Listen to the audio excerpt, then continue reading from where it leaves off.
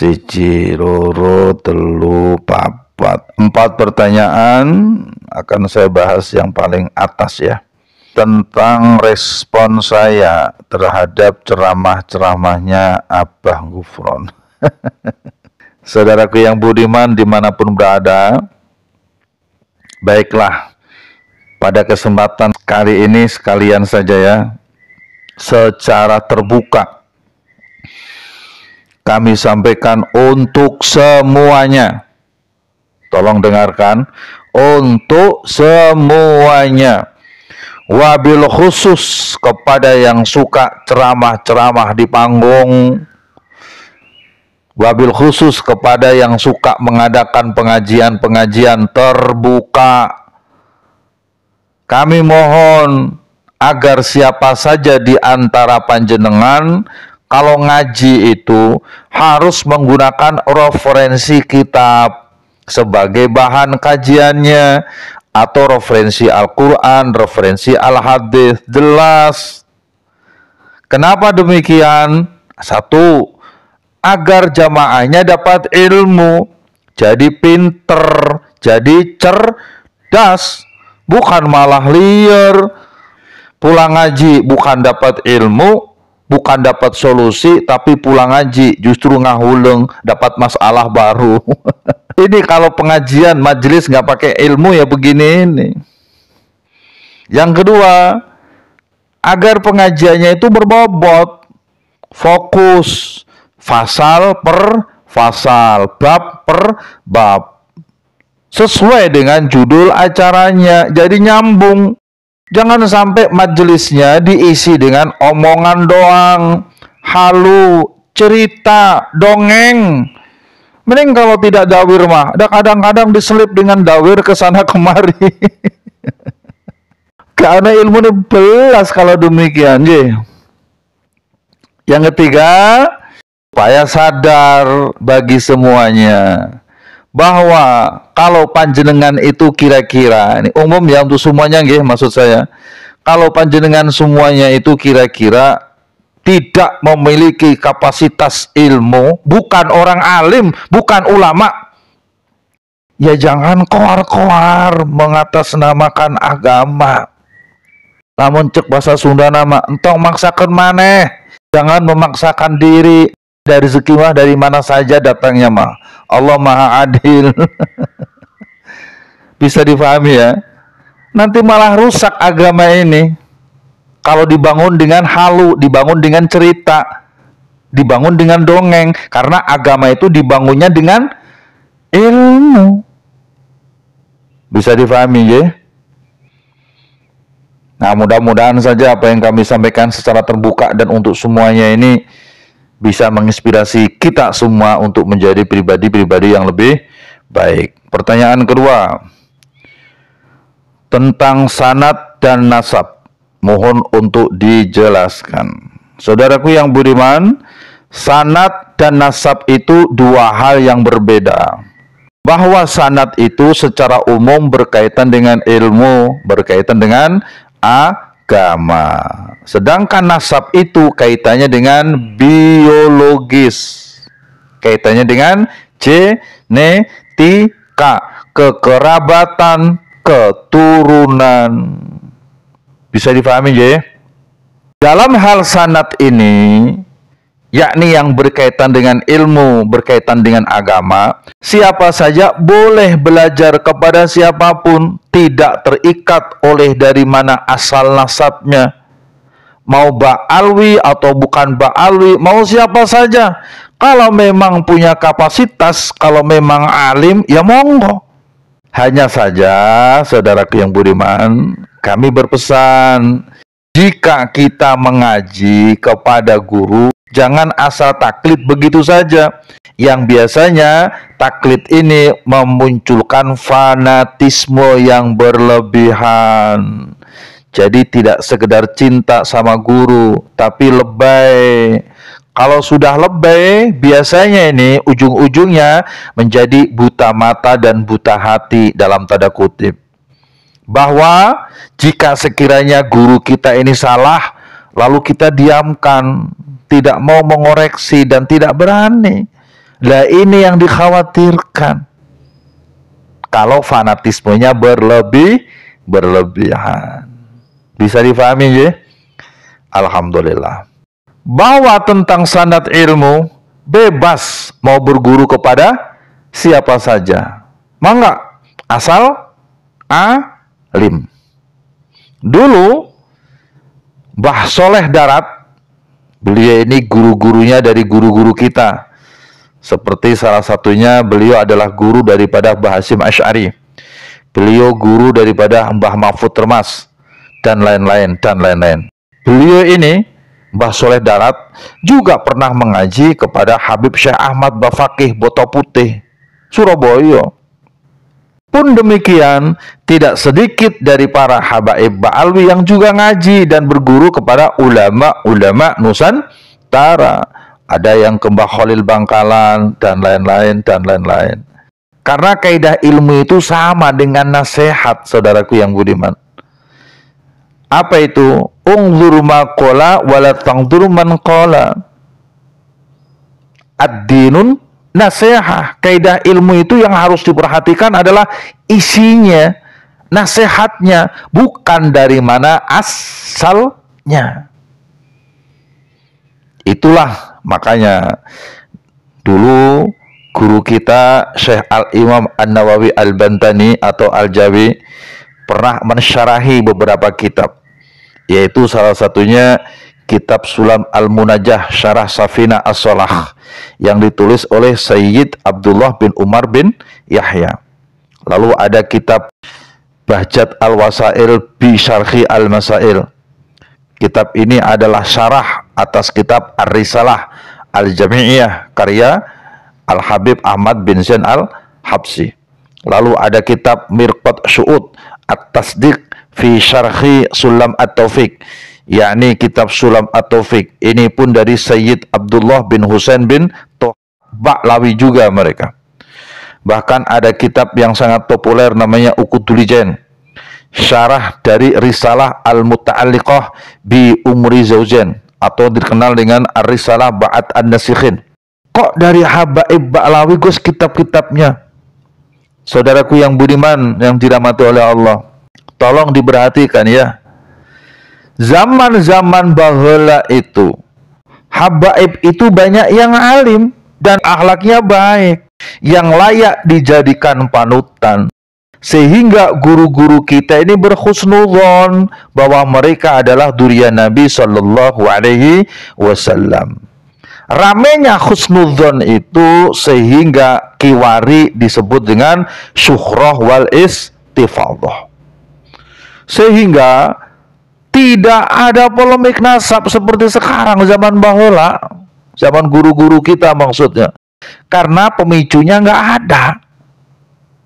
Sehingga tidak ada alasan bagi guru-guru kita di zaman baheula untuk membuka kitab-kitab nasab kuno. Kan tidak ada riwayat, ada tidak cerita bahwa para masyayikh kita mensyarahi kitab-kitab nasab. Ya boro-boro disyarahi, mungkin dikaji secara mendalam juga tidak.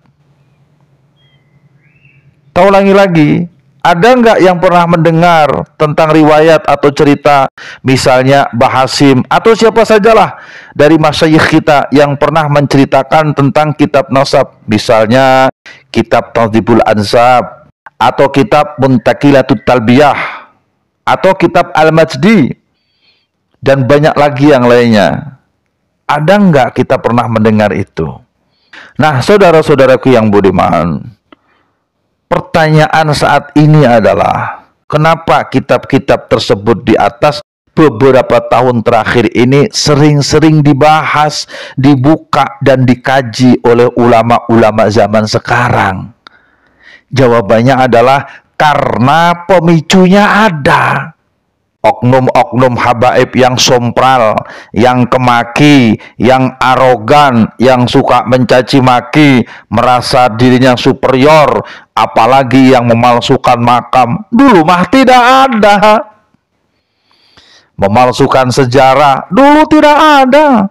Apalagi yang malsuin hadis, ceritanya halu, dawir kalau di majelis, tanpa ilmu, mengumbal syahwat.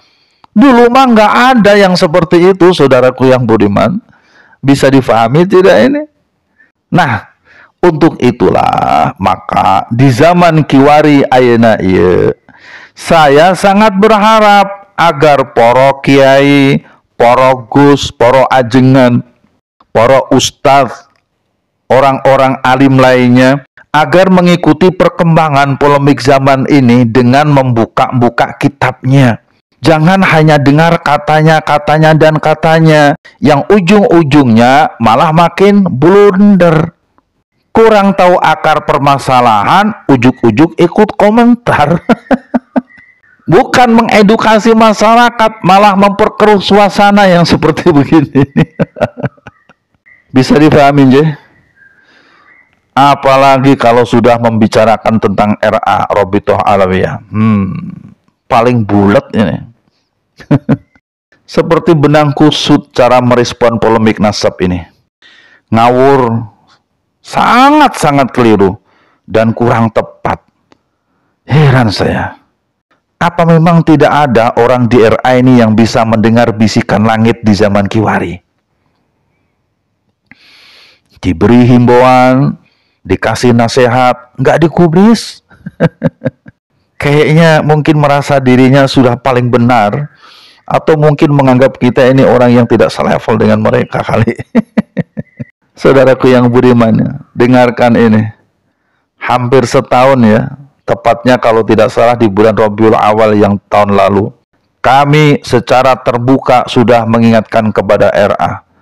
Tapi kan tidak dianggap angin kali. Tak satu pun yang dihiraukan. Sehingga semakin blunder seperti inilah jadinya. Padahal, non sewu nggih, kalau polemik nasab ini masuk ke ranah pengadilan, menurut saya ini sangat sulit untuk dibantah apa yang Kiai Imaduddin persangkakan atas Pak Alwi saat ini. Kenapa demikian? Karena bukti-bukti sudah ada, diperkuat dengan kitab eksternal, yakni kitab-kitab nasab yang mendekati zaman, dan juga manuskrip-manuskrip lainnya. Lalu hasil tes DNA sudah ada sebagian dari Pak Alwi, demikian pula saksi ahlinya, baik dari ahli kedokteran DNA ataupun saksi ahli dari filologi. Sudah bersiap mereka menjadi saksi. Allah ya Karim. Cobalah saudaraku yang beriman, monggo ini dipertimbangkan. Kami tidak punya kepentingan dengan RA. Tapi setidak-tidaknya jika himbauan kami ini dihiraukan, insya Allah segalanya akan lebih baik untuk semuanya. Maka kalau himbauan kali ini kok tidak dianggap juga, dianggap angin lalu misalnya, gak dihiraukan, ya wes, monggo. Mungkin istilah mukhtalafun fih saat Gutraswala Benda Kerep beberapa bulan yang lalu akan bergeser dengan istilah rungkat ya dari organisasi kami, yakni Forum Silaturahim Udhuriyah Wali Songo Indonesia. Tolong nanti admin ya, dimuat cuplikan himbauan beberapa bulan yang lalu. Sebagai hamba-hamba Allah yang masih memiliki kultur adat ketimuran, sehingga masih memiliki rasa, agama, dan tabiat serta budaya-budaya mulia. Sebagian dari saudara-saudara kami menyebut dengan belak-belakan bahwasanya nasab Ba'alawi munqati', rungkat, putus. Akan tetapi kami tetap menyatakan atas dasar keputusan bersama dari Kutraswala pertemuan benda kerep, bahwasanya nasab Ba'alawi sampai hari ini masih tetap mukhtalafun fih, dengan catatan sebagai berikut. Tolong diperhatikan ge, nyun sewu. 1. Sambil menunggu musyawarah lanjutan dari episode berikutnya pertemuan di benda kerep yang sudah berjalan beberapa waktu lalu. Kenapa kami tidak sebutkan pertemuan Banten kemarin? Sebab pertemuan Banten ini kami rasa hambar. Hambar itu tidak memutuskan apa-apa yang kami anggap penting, tidak sebagaimana cerminan dari judul acaranya. Maka nyun sewu, kami tidak mempertimbangkan keputusan yang ada di Banten. Nyun sewu nggih, Gus, dan juga seluruh saudara-saudaraku yang ada di sana. Bahwasanya apa yang nanti diputuskan dalam pertemuan berikutnya yang wajib dihadiri minimal 50% dari seluruh peserta yang hadir di benda kerep, itulah nanti yang akan kami taati keputusannya. Apakah keputusannya adalah munqati', rungkat, atau tetap mukhtalafun fih. Kumaha engkewe lah, cek orang Sunda banyak. Musarawana kita acan atuh ya. Oke, ngantosan waktuna, oke, pamiaya pemberitahuan deknya kalau banyak. Catatan yang kedua, nyun sewu, ini penting diperhatikan. Meminta kepada Robitoh Alawiyah. Jadi isinya ini meminta sajalah ya. Kalau warning mah terlalu tinggi bahasanya. Apalagi ancaman, apalagi peringatan. Enggak lah. Ini memintanya, lamun cek bahasa nama, memohon begitunya. Meminta kepada RA Robitoh Alawiyah dalam tanda kurung agar (2) 1. Menertibkan seluruh anggotanya atau siapa saja yang berafiliasi dengannya, baik perorangan ataupun lembaga, baik muhibbin atau simpatisannya, supaya tertib dimanapun berada, tidak provokatif dan tidak mengadu domba antara Duriyah Wali Songo dengan para habaib. Di sini kami sebut Habib ya, atau disebut habaib sebab kami yakini mereka ini duriyah dari Yaman. Paham ya maksudnya? Alhamdulillah. Dengan tidak mempersekusi, dengan tidak mengintimidasi. Nah, contoh intimidasi itu ya seperti yang kemarin ya, dilakukan ada ulama yang kebetulan beliau sudah Wali Songo dan aktif nasab, kemudian ada oknum yang menolak. Nah, ini bagian daripada intimidasi itu. Tidak dijelaskan di sini. Kita ulangi lagi. Tidak mempersekusi, tidak mengintimidasi siapapun terhadap para kiai yang kontra Ba'alawi sebagai duriyah Nabi Sallallahu Alaihi Wasallam. Yang ketiga, memberikan pendidikan akhlak, nyun sewu nggih, memberikan pendidikan moral kepada para oknum Ba'alawi yang lisannya tidak terjaga, akhlaknya tidak terjaga, tutur katanya menyakitkan, meresahkan, merendahkan para kiai dan masyarakat pribumi. Nyun sewu, tolong diperhatikan nggih. Kami berharap catatan-catatan ini sampai kepada beliau ya, yang kita maksud tentunya. Yang keempat,